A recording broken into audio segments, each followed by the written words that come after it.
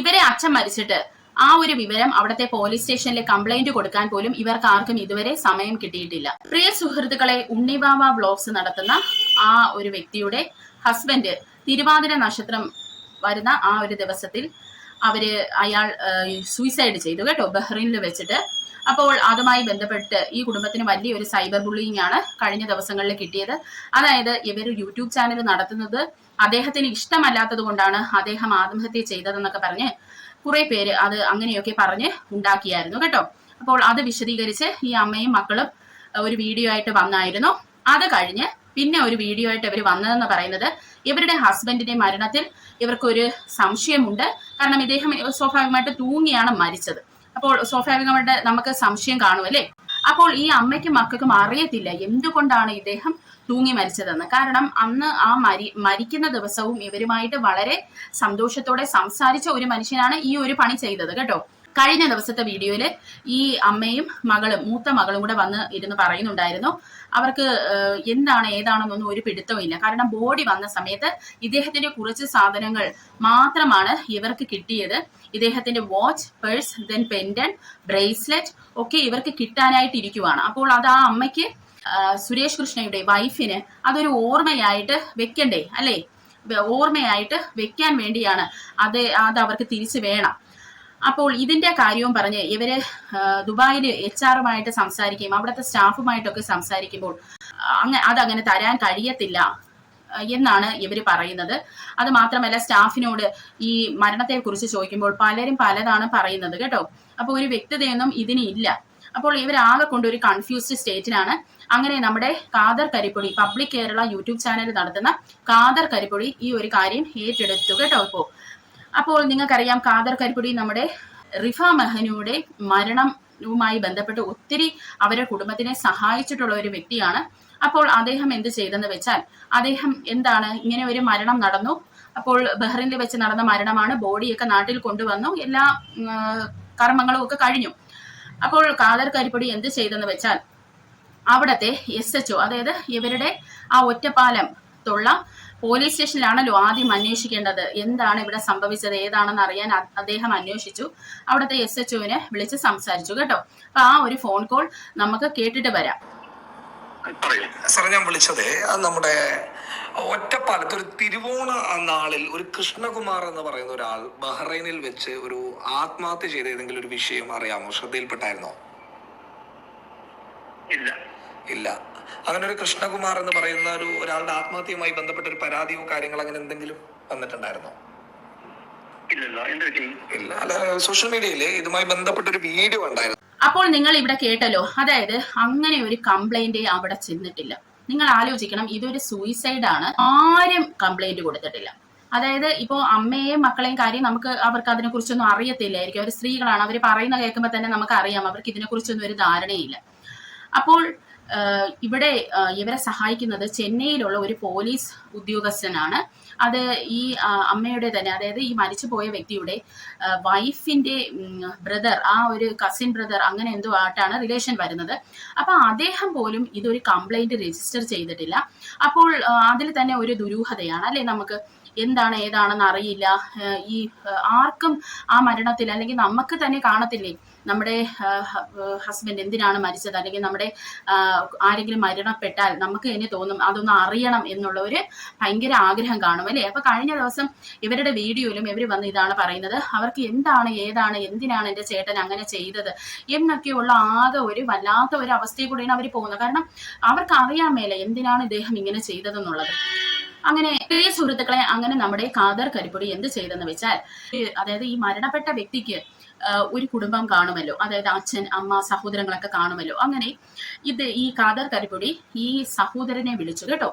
ഈ മരണപ്പെട്ട വ്യക്തിയുടെ സഹോദരനെ ഫോൺ ചെയ്ത് കാര്യങ്ങൾ അന്വേഷിച്ചു. അപ്പോൾ കുറെ കാര്യങ്ങളൊന്നും ഖാദർ കരിപ്പൊടിക്ക് പുറത്ത് പറയാനായിട്ട് പറ്റത്തില്ല. എന്നാൽ കുറച്ച് കാര്യങ്ങൾ അദ്ദേഹത്തിന് പറയാൻ പറ്റും. അപ്പോൾ അത് നമുക്കൊന്ന് കേട്ടിട്ട് വരാം. സഹോദരൻ ഈ വിഷയവുമായി ബന്ധപ്പെട്ട് HR മാനേജർ വിളിച്ചിരുന്നു. അപ്പോൾ HR മാനേജർ സഹോദരനോട് പറഞ്ഞിട്ടുള്ള ഒരു കാര്യം എന്ന് പറഞ്ഞാൽ, അതിൻ്റെ വാട്സ്ആപ്പ് ചാറ്റൊക്കെ എനിക്ക് സഹോദരൻ അയച്ചിട്ടുണ്ട്, വേണമെങ്കിൽ അത് ഞാൻ പുറത്തുവിടാം, ഇപ്പോൾ എന്തായാലും പുറത്തുവിടുന്നില്ല. അപ്പോൾ HR മാനേജർ പറഞ്ഞിട്ടുള്ള ഒരു കാര്യം എന്ന് പറയുന്നത്, നിങ്ങൾക്ക് ഇത് തരാൻ പറ്റില്ല എന്നുള്ളതാണ്. അതായത് ഭർത്താവിൻ്റെ സഹോദരന് ഇത് തരാൻ പറ്റില്ല, മറിച്ച് നോമിനി ആയിട്ടുള്ളത് വൈഫാണ്, വൈഫിനെ കൊടുക്കാൻ പറ്റുള്ളൂ എന്നുള്ളതാണ്. ഈ സെപ്റ്റംബറിൽ ഉണ്ടായ ഒരു ചാറ്റാണത്. അപ്പോൾ സ്വാഭാവികമായിട്ട് വൈഫിന് അവർ കൊടുത്തിട്ടുമില്ല. അപ്പോൾ ഞാൻ HR മാനേജറെ ബന്ധപ്പെട്ടപ്പോഴും അദ്ദേഹം എന്നോട് ഇങ്ങനെ തന്നെയാണ് പറഞ്ഞത്. അപ്പോൾ ഞാൻ ബഹ്റൈനിലുള്ള നമ്മുടെ സുഹൃത്ത് വലയത്തിലുള്ള കുറച്ച് ആളുകൾ വെച്ച് ഇതൊന്ന് അന്വേഷിക്കണമെന്ന് പറഞ്ഞു. ആ കമ്പനിയുടെ ഹെഡിന്റെ അടുത്ത് ചോദിച്ചപ്പോൾ അയാൾ പറഞ്ഞതെന്ന് പറയുന്നത്, ഇത് ഈ സഹോദരന് ഈ ഫോണും പേഴ്സും ഒന്നും കൊടുക്കാൻ പറ്റത്തില്ല. കാരണം ഇത് നോമിനി വെച്ചിരിക്കുന്നത്, അതായത് ഹസ്ബൻഡിന്റെ ആ വർക്ക് പ്ലേസിൽ മരണപ്പെട്ടാൽ നമ്മൾ നോമിനി വെക്കുമല്ലോ, ആ നോമിനി വെച്ചിരിക്കുന്ന വൈഫിനെയാണ്. അതുകൊണ്ട് വൈഫിനെ ഇത് ഏൽപ്പിക്കാൻ പറ്റത്തുള്ളെന്ന് പറഞ്ഞു. അപ്പോൾ വൈഫിന്റെ അടുത്ത് ചോദിച്ചപ്പോൾ വൈഫിന് എന്നാൽ അത് കിട്ടിയിട്ടുമില്ല. അപ്പോൾ ഇതിൽ എന്തൊക്കെയോ ഒരു ദുരൂഹതയുണ്ടെന്ന് അദ്ദേഹത്തിന് തന്നെ തോന്നി. അപ്പോൾ എന്തായിരുന്നാലും നമ്മുടെ കാദർ കരിപ്പൊടി ബഹ്റിനിലുള്ള അദ്ദേഹത്തിന്റെ കുറച്ച് ഫ്രണ്ട്സിനോട് ഇത് അന്വേഷിക്കാനായിട്ട് പറഞ്ഞിട്ടുണ്ട്. അപ്പോൾ വരും ദിവസങ്ങളിൽ നമുക്ക് എന്താണ് ഈ ഒരു വ്യക്തിക്ക് സംഭവിച്ചതെന്ന് നമുക്കറിയാം. പ്രിയ സുഹൃത്തുക്കളെ, എനിക്ക് പറയാനുള്ളത്, എൻ്റെ അച്ഛനും മരിച്ചതാണ് കേട്ടോ. ഞങ്ങളും ഇതേ ഒരു അവസ്ഥയിൽ കൂടെ കടന്നു പോയതാണ്. അപ്പോൾ എനിക്ക് ഈ കുടുംബത്തിനോട് പറയാനുള്ളത്, തളരരുത്. ഇനി അങ്ങോട്ടുള്ള നിങ്ങളുടെ ലൈഫ് എന്ന് പറയുന്നത് ഹെല്ലാണ്. അതായത് ഹെൽ നമ്മളായിട്ട് ഉണ്ടാക്കുന്നതല്ല, നമ്മുടെ സമൂഹം നമുക്ക് നല്ല ഒരു വിരുന്നായിരിക്കും ഒരുക്കി വെച്ചിരിക്കുന്നത്. അതായത് നമ്മളെ അത്രയ്ക്ക് തന്നെ നമ്മൾ അങ്ങോട്ട് നടന്നാലും ഇങ്ങോട്ട് നടന്നാലും ഒക്കെ കുറ്റം പറച്ചിൽ മാത്രമായിരിക്കും. വളരെ അങ്ങേയറ്റം ആക്ഷേപ വർഷം കൊണ്ട് നമ്മളെ നിറയ്ക്കും അവര്. അപ്പോൾ അതിലൊന്നും നമ്മൾ പതറാതെ നിൽക്കുക.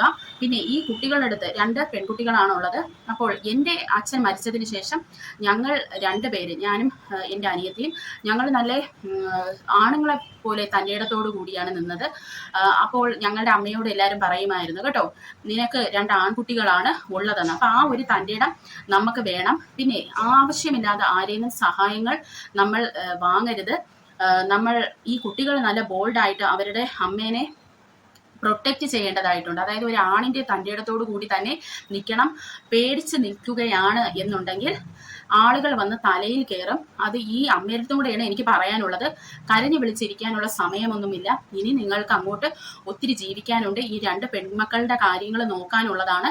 ഇനിയുള്ള അങ്ങോട്ടുള്ള ജേർണി വളരെ ഡിഫിക്കൽട്ട് ആയിരിക്കും. അതുകൊണ്ട് തന്നെ മനസ്സിനെയൊക്കെ വളരെ പാകപ്പെടുത്തി വെക്കേണ്ടതാണ്. അപ്പോൾ നമുക്കും ആഗ്രഹമുണ്ട് എന്താണ് അവിടെ സംഭവിച്ചത്. അവർക്ക് എത്രയും വേഗം അദ്ദേഹത്തിന്റെ ആ ഉരുപ്പടികളൊക്കെ തിരിച്ചു കിട്ടട്ടെ. ഇതിനുള്ള ഒരു മറുപടി ഏതെങ്കിലും ഒരു രീതിയിൽ നമുക്ക് കിട്ടിയാൽ അതൊരു സമാധാനമാണ് അവർക്ക്. പിന്നെ എനിക്കിവിടെ പേഴ്സണലി തോന്നിയ ഒരു കാര്യം എന്ന് പറയുന്നത്, ഇദ്ദേഹം ഓൾറെഡി ഒരു പ്രാവശ്യം സൂയിസൈഡിന് ശ്രമിച്ച ഒരു മനുഷ്യനാണ്. അപ്പോൾ അന്ന് ഇദ്ദേഹത്തിന് പോയി എന്നും പറഞ്ഞാണ് കയറി സൂയിസൈഡിന് ശ്രമിച്ചത്. എന്നാൽ അന്ന് ആ കയറൊക്കെ കെട്ടി തൂങ്ങാനായിട്ട് റെഡി ആയിട്ട് നിന്നപ്പോൾ ഫോണിൽ ഒരു നോട്ടിഫിക്കേഷൻ വന്നു. അപ്പോൾ ഇദ്ദേഹം ഇറങ്ങി ആ നോട്ടിഫിക്കേഷൻ നോക്കിയപ്പോൾ സിംഗപ്പൂർ എങ്ങോട്ടത്തേക്കോ ഒരു ജോബാണ്, അതിൽ ഓഫറാണ് കണ്ടത്. അതാണ് അദ്ദേഹത്തിനെ അതിൽ നിന്ന് പിന്തിരിപ്പിച്ചതെന്ന് കഴിഞ്ഞ ദിവസത്തെ വീഡിയോയിൽ ഇദ്ദേഹത്തിന്റെ ഭാര്യ വന്ന് പറയുന്നുണ്ട് കേട്ടോ. അപ്പോൾ ഓൾറെഡി ഒരു സൂയിസൈഡൽ ടെൻഡൻസി ഉള്ള ഒരു മനുഷ്യനാണ്. അപ്പോൾ ഇദ്ദേഹത്തിന് എവിടെയെങ്കിലും ഒരു ഡിപ്രസീവ് മൂഡ് എപ്പോഴും കണ്ടിരിക്കണം. അത് ഈ വീട്ടുകാരെ ശ്രദ്ധിക്കാതെ പോയതായിരിക്കണമെന്നാണ് എനിക്ക് തോന്നുന്നത്.